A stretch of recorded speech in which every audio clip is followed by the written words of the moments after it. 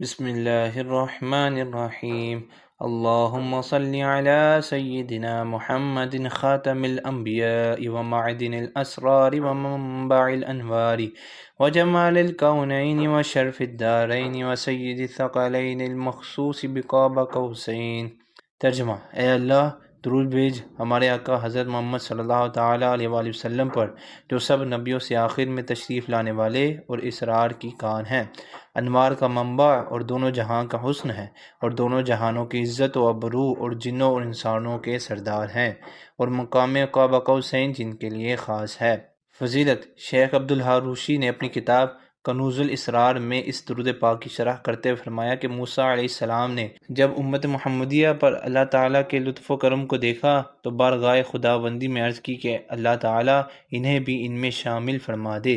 اس پر اللہ نے انہیں حکم دیا کہ سیدنا محمد صلی اللہ تعالیٰ علیہ وآلہ وسلم پر درود بھیجیں، تو انہوں نے ان الفاظ کے ساتھ درود شریف پڑھا۔ پس بلا شبہ یہ کامل درودوں میں سے ہے۔ سعادت دارین۔